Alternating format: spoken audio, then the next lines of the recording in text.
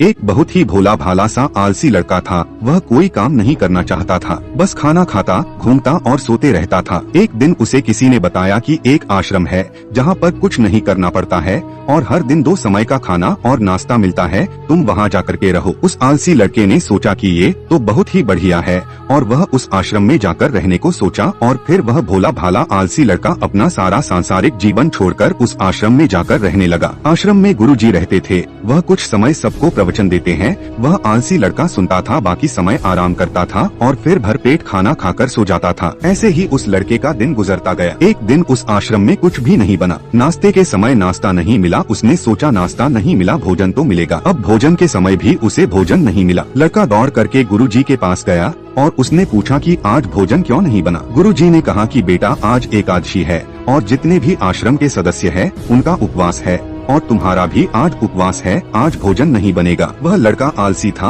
और उसे भूख भी बहुत लगता था। उसने गुरुजी से बोला कि मैं उपवास नहीं रहूंगा, मुझे भूख लगी है, मैं खाना खाऊंगा। गुरुजी ने बोला ठीक है, जाओ भंडारे में से सामान लेकर के आओ और आश्रम में नहीं बाहर ले जा करके बना लो, लेकिन याद रखना भोजन बनाने के बाद सबसे पहला भोग भगवान को लगाना और फिर तुम प्रसाद पाना। वह लड़का बोला ठीक है और फिर अनाज लेकर नदी की ओर पहुंचा। भोजन पकाने लगा, तैयार हुआ। उसके बाद कहने लगा कि भगवान श्री राम आइए, पधारिए, भोग लगाइए। अब जब उसे लगा कि भगवान तो आ नहीं रहे हैं तो फिर कहने लगा कि मुझे मालूम है आपको तो अच्छा खाने की आदत है, मैं बना नहीं पाया और मुझे अच्छा भोजन बनाने भी नहीं आता, लेकिन जो भी रूखा सूखा बना है आकर खा लीजिए। भगवान श्री राम उसकी सरलता पर बहुत ही प्रसन्न हुए और उस लड़के को दर्शन दे दिए। उसने देखा कि भगवान श्री राम आए हुए हैं और उनके साथ में माता सीता भी आई हुई है, लेकिन लड़के ने सिर्फ 2 लोगों के लिए ही भोजन बनाया था, एक अपने लिए और दूसरा भगवान के लिए। और अब क्योंकि भगवान के साथ माता सीता भी आई हुई थी तो उसने उस भोजन को माता सीता और भगवान के सामने ग्रहण करने के लिए रख दिया। भगवान श्री राम और माता सीता ने भोजन किया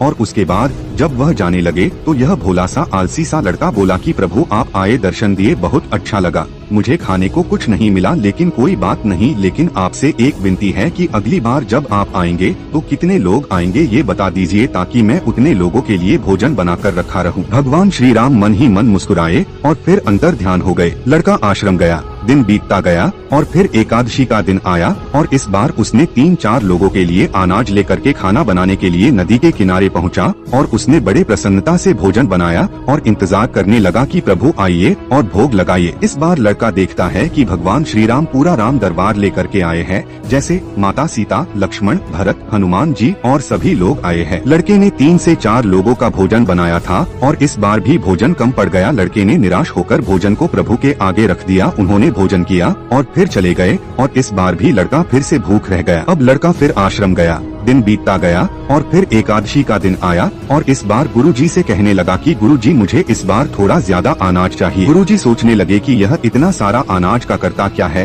कहीं इसे बेचता तो नहीं है। फिर उन्होंने कहा कि ठीक है, भूख से परेशान रहता है। लड़के ने कहा कि नहीं गुरुजी, मैं भूख से परेशान नहीं रहता हूँ, प्रभु के साथ बहुत लोग आते हैं, उनको भी तो भोजन करना पड़ता है। गुरुजी को लगा कि लड़का पागल हो गया है, लेकिन गुरुजी ने सोचा कि चलो एक बार चलकर देखते ही कि लड़का इस अनाज का करता क्या है। वह भोला सा लड़का अनाज लेकर के नदी के किनारे पहुंचा और इस बार भोजन बनाया नहीं। उसने सोचा कि प्रभु हर बार ज्यादा लोगों को लेकर के आते हैं, इस बार वह जितने भी आएंगे खुद बना करके भोग लगा लेंगे और फिर प्रेम से प्रभु को बुलाने लगा। गुरुजी ये सब छुपकर देख रहे थे कि ये भोजन तो बनाया नहीं और प्रभु को बुला रहा है, लेकिन लड़के ने देखा कि इस बार प्रभु के साथ बहुत से लोग आए हुए हैं तो उसने प्रभु के सामने हाथ जोड़ करके कहा कि प्रभु माफ करना, आप बहुत सारे लोग आते हो, मुझे संख्या पता नहीं होती है और मेरी हिम्मत भी नहीं होती है कि इतने सारे लोगों के लिए भोजन बना, आप स्वयं आइए, बनाइए, खाइए और भोग लगाइए। प्रभु मुस्कुराते हैं और अपने साथ आए सभी लोगों के साथ मिल करके भोजन बनाते हैं। गुरुजी ये सब छुप करके देखते हैं